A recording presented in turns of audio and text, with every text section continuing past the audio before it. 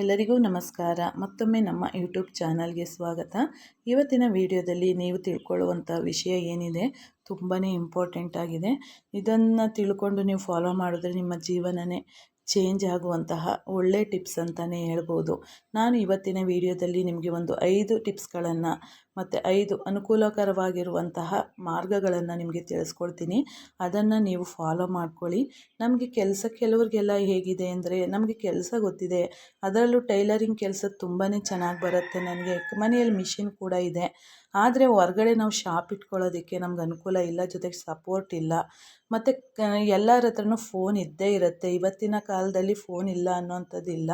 Phone ಇರಬೇಕು. ಕೈಯಲ್ಲಿ ಒಂದು ಮೊಬೈಲ್ ಫೋನ್ ಇದ್ದರೆ ನಾವು ಹೇಗೆಲ್ಲ ನಾವು ಸಂಪಾದನೆಯನ್ನು ಮನೆಯಿಂದಲೇ ಮಾಡ್ಕೋಬೋದು. ಹೊರಗಡೆ ಕಳ್ಸೋಕ್ಕೆ ಆಗಲ್ಲ ಅನ್ನೋವಂಥ ಸಪೋರ್ಟ್ ಇಲ್ಲ. ಮನೆಯಲ್ಲಿ ಕೆಲವರಿಗೆ ತುಂಬ ಸಪೋರ್ಟ್ ಸಿಗೋದಿಲ್ಲ. ಅಂಥವರಿಗೆ ಯಾವ ರೀತಿ ನಾವು ಮನೆಯಿಂದಲೇ ಸಂಪಾದನೆ ಮಾಡಬಹುದು ಕೇವಲ ಒಂದು ಮೊಬೈಲ್ ಫೋನಿಂದ ಅಂತ ಈ ವಿಡಿಯೋದಲ್ಲಿ ನಾನು ತಿಳಿಸ್ಕೊಡ್ತಿದ್ದೀನಿ. ಇವತ್ತು ಈ ಒಂದು 5 ಟಿಪ್ಸು ನಾಳೆ ನಿಮ್ಮ ಜೀವನವನ್ನೇ ಚೇಂಜ್ ಮಾಡಬಹುದು. ನಾವು ಏನು ಸ್ಟಿಚಿಂಗ್ ಮಾಡ್ತೀವಲ್ಲ, ಅದು ಬರೀ ಕೇವಲ ಒಂದು ಡಿಸೈನ್ ಮಾಡುವಂಥದ್ದು ಅಲ್ಲ, ಜೊತೆಗೆ ಒಂದು ಹೊಲಿಗೆಯಿಂದ ಒಂದು ಬಟ್ಟೆಯನ್ನು ಇನ್ನೊಂದು ಬಟ್ಟೆಗೆ ಸೇರಿಸೋದು ಅಲ್ಲ. ಇದರಿಂದ ಎಷ್ಟೋ ಮನೆಗಳ ದೀಪ ಏನು ಹೇಳ್ತೀವಿ ನಾವು ಉರಿಯುತ್ತೆ ಅಂತ.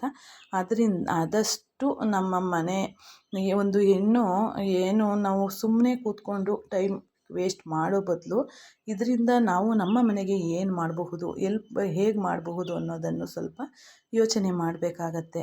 ಆದರೆ ಕೆಲವ್ರ ಮನೆಗಳಲ್ಲಿ ಏನಿರುತ್ತೆ, ಸಪೋರ್ಟ್ ಇರೋದಿಲ್ಲ. ಕೆಲವ್ರ ಮನೆಯಲ್ಲಿ ಸ್ಟಿಚ್ ಮಾಡೋದಕ್ಕೂ ಸಪೋರ್ಟ್ ಸಿಗೋದಿಲ್ಲ, ನಾನು ನೋಡಿದ್ದೀನಿ. ಅಂಥವ್ರಿಗೆಲ್ಲ ಈ ವಿಡಿಯೋ ತುಂಬಾ ಹೆಲ್ಪ್ ಮಾಡುತ್ತೆ. ಯಾಕೆ ಅಂತಂದರೆ, ನಾವು ಮನೆಯಿಂದ ಆಚೆ ಹೋಗೋ ಹಾಗಿಲ್ಲ, ಮನೆಯಲ್ಲೇ ಒಂದು ಫೋನ್ ಇದ್ದರೆ ಸಾಕು.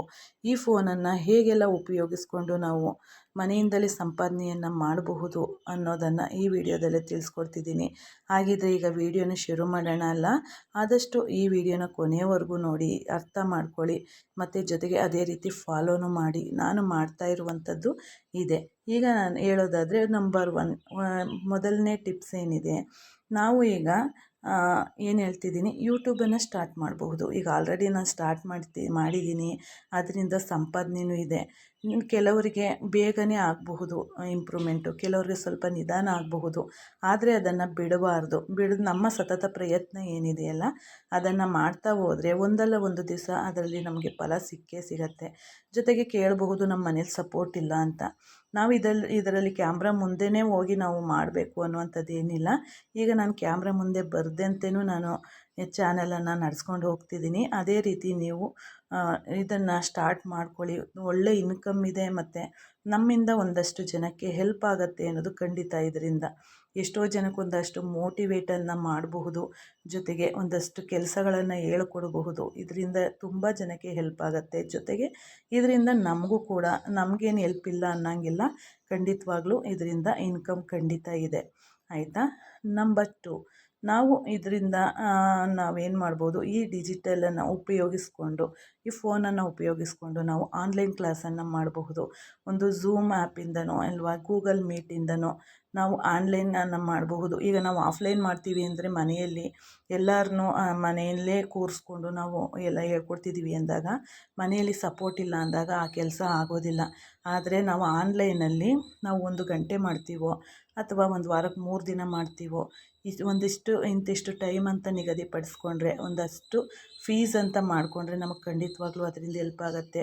ಇದರಿಂದ ಒಂದೇ ಊರವರು ಮಾಡಬೇಕು ಅಂತ ಏನಿಲ್ಲ, ಬೇರೆ ಜಿಲ್ಲೆಯವರಾಗಬಹುದು, ಬೇರೆ ರಾಜ್ಯದವರಾಗಬಹುದು, ಎಲ್ಲ ಇದರಿಂದ ಸದುಪಯೋಗನ ಪಡ್ಕೋಬೋದು. ಅದರಿಂದ ನಮಗೂ ಇನ್ಕಮ್ ಆಗತ್ತೆ.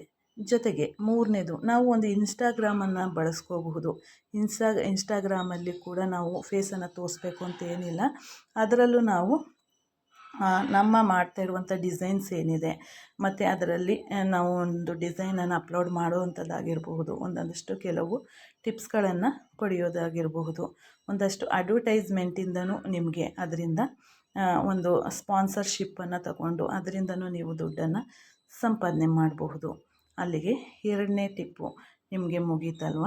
ಇನ್ನು 3ನೇ ಟಿಪ್ಸನ್ನು ಹೇಳೋದಾದರೆ, ನಾವು ಇದರಿಂದ ಒಂದು ಪ್ಯಾಟ್ರನನ್ನು ಮಾಡಿಕೊಂಡು ಒಂದು ಚಾರ್ಟನ್ನು ಬಳಸ್ಕೋಬಹುದು.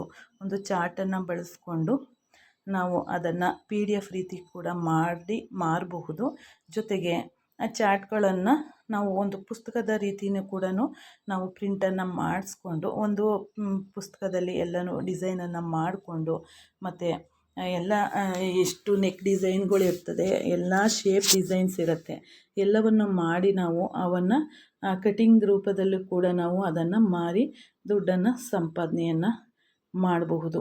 ಮತ್ತು ನಮಗೆ ಆನ್ಲೈನ್ ಆರ್ಡರನ್ನು ಕೂಡ ತಗೋಬೋದು. ಇಷ್ಟೆಲ್ಲ ನೀವು ವಾಟ್ಸಪ್ಪಲ್ಲಿ, ಇನ್ಸ್ಟಾಗ್ರಾಮಲ್ಲಿ ನೀವು ಇದನ್ನು ಹಾಕೋದ್ರಿಂದ, ಈಗ ವಾಟ್ಸಪ್ಪು ನಿಮ್ಮ ಗ್ರೂಪಲ್ಲಿರುವಂಥವ್ರಿಂದ ಸಿಗುತ್ತೆ. ಆದರೆ ಇನ್ಸ್ಟಾಗ್ರಾಮಲ್ಲಿ ಏನಾಗುತ್ತೆ, ಎಲ್ಲ ಬೇರೆ ಕಡೆಯಿಂದೆಲ್ಲ ನೀವು ಆನ್ಲೈನ್ ಆರ್ಡರನ್ನು ತಗೊಳ್ಳೋದು, ಆನ್ಲೈನ್ ಆರ್ಡರನ್ನು ತಗೊಂಡು ಸ್ಟಿಚ್ ಮಾಡಿ ಅದನ್ನು ಕಳಿಸ್ಕೊಡುವಂಥದ್ದಾಗಬಹುದು. ಇಷ್ಟೆಲ್ಲ ನೀವು ಮಾಡಿಕೊಂಡು ನಾವು ಹಣವನ್ನು ಸಂಪಾದನೆಯನ್ನು ಮಾಡಬಹುದು.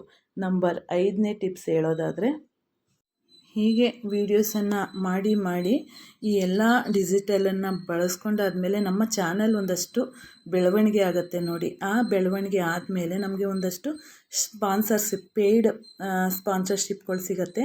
ಅದರಿಂದನೂ ಕೂಡ ನಾವು ಸಂಪಾದನೆಯನ್ನು ಮಾಡಬಹುದು. ಜೊತೆಗೆ ನಾವು ಒಂದು ಬ್ರ್ಯಾಂಡ್, ನಾವು ಒಂದು ಹೆಸರನ್ನು, ಒಂದು ಲೋಗೋವನ್ನು ಬಳಸ್ತೀವಿ ಅಂತ ಅನ್ನೋದಾದರೆ ಅದನ್ನೇ ಫುಲ್ಲು ನಮ್ಮ ಚಾನಲ್ ಪೂರ್ತಿ ನಾವು ಬಳಸ್ಕೊಂಡು ಹೋಗಬೇಕು. ಅದರಿಂದ ನಮ್ಮ ಚಾನಲ್ ಏನಿದೆಯಲ್ಲ, ಒಂದಷ್ಟು ಜನರ ಮಧ್ಯೆ ಅದು ನಮಗೆ ಮನಸ್ಸಲ್ಲಿ ಉಳ್ಕೊಳ್ಳುತ್ತೆ. ನಮಗೆ ಒಂದು ಬ್ರ್ಯಾಂಡ್ ಹೆಸರು ಹೇಳಿದ್ರೆ ಸಾಕು, ಅದು ನಮಗೆ ಇದು ನಮಗೆ ಗೊತ್ತಿದೆ, ಇದರಲ್ಲಿ ಒಳ್ಳೆಯ ಕೆಲಸ ಸಿಗತ್ತೆ ಮತ್ತು ಒಳ್ಳೊಳ್ಳೆ ಡಿಸೈನ್ಸ್ಗಳು ಸಿಗತ್ತೆ ಅನ್ನೋದು ಅವ್ರಿಗೆ ಮನದಟ್ಟಾಗಿರುತ್ತೆ. ಹಾಗಾಗಿ ಅವರು ಹೆಚ್ಚಿಗೆ ಸರ್ಚನ್ನು ಮಾಡೋದಕ್ಕೆ ಹೋಗೋದಿಲ್ಲ. ಈಗ ಒಂದಷ್ಟು ನಿಮಗೆ ಕೊಟ್ಟು ಸ್ಟಿಚಿಂಗನ್ನು ಮಾಡಿಸ್ಕೊಂಡಿದ್ದಾರೆ ಆನ್ಲೈನಲ್ಲಿ ಅನ್ನೋದಾದರೆ, ಒಂದಷ್ಟು ಆನ್ಲೈನ್ ಕೋರ್ಸನ್ನು ನಿಮ್ಮ ಕಡೆಯಿಂದ ತಗೊಂಡಿದ್ದಾರೆ ಅನ್ನೋದಾದರೆ, ಅವರಿಂದ ಒಂದಷ್ಟು ಅವರ ವಾಟ್ಸಪ್ ಗ್ರೂಪಲ್ಲೆಲ್ಲ ಅದು ಸ್ಪ್ರೆಡ್ ಆಗುತ್ತೆ. ಹಾಗಾಗಿ ನಿಮ್ಮ ಏನಿದೆಯಲ್ಲ, ನಿಮ್ಮ ಕೆಲಸ ಅದು ಸುತ್ತ ಸ್ಪ್ರೆಡ್ ಆಗುತ್ತೆ, ಬೆಳೀತಾ ಹೋಗುತ್ತೆ. ಇದರ ಅರ್ಥ ಏನು, ನಿಮಗೆ ಅದರಿಂದ ಒಳ್ಳೆ ಹೆಸರು ಬಂದಿದೆ, ಜೊತೆಗೆ ಒಳ್ಳೊಳ್ಳೆ ಕೆಲಸಗಳು ಸಿಗುತ್ತೆ ಅನ್ನೋದು. ಹಾಗಾಗಿ ಇದನ್ನು ನಾವು ಹೇಳೋದಾದರೆ, ಟೈಲರಿಂಗ್ ಅನ್ನೋದು ಒಂದಷ್ಟು ಡಿಸೈನನ್ನು ಮಾಡುವಂಥದ್ದಲ್ಲ. ಇದರಿಂದ ನಾವು ಒಂದಷ್ಟು ಜ್ಞಾನನ ಬೆಳೆಸ್ಕೊಳ್ಬೇಕು. ನಾವು ಕಲಿಬೇಕು, ಕಲಿತಾ ಹೋಗ್ತೀವಿ. ಪ್ರತಿದಿನ ಕಲಿತು ಆಗೋಗಿದೆ ಎನ್ನುವಂಥದ್ದು ಏನೂ ಇಲ್ಲ. ನಾವು ಕಲಿತಾ ಇರ್ತೀವಿ, ಕಲಿಸ್ತಾ ಇರ್ತೀವಿ. ಜೊತೆಗೆ ಅದರಿಂದ ಹೊಸದನ್ನು ನಾವೂ ಕಲಿತಾ ಹೋಗ್ತೀವಿ. ಇದು ಕಲಿಕೆ ಮತ್ತು ಕಲಿಸೋದು, ಇದರ ಒಂದು ಏನು ಹೇಳ್ತೀವಿ, ಒಂದು ಒಳ್ಳೆಯ ಅನುಭವ ಅಂತಲೇ ಹೇಳ್ಬೋದು. ಧನ್ಯವಾದಗಳು ಫ್ರೆಂಡ್ಸ್. Thank you for